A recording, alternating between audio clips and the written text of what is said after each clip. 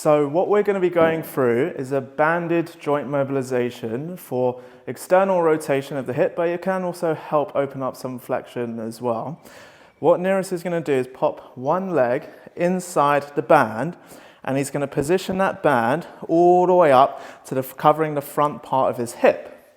Now, from this position, it's actually easier to have an elevated surface rather than trying to do it from the floor.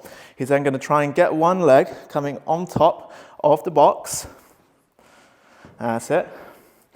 And it's much easier with an elevated surface to have your foot in line with your knee from here.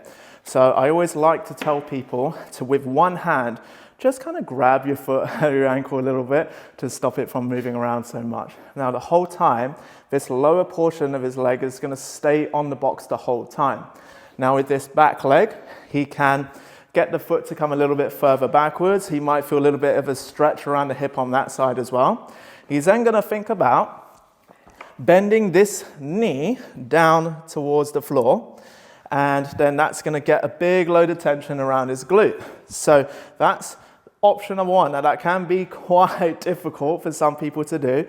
So maybe before going into that, you can just think about leaning forward with your upper body, trying to bring that chest down to the ground as far as you can for that 5-second hold, and then go to an upright position from there.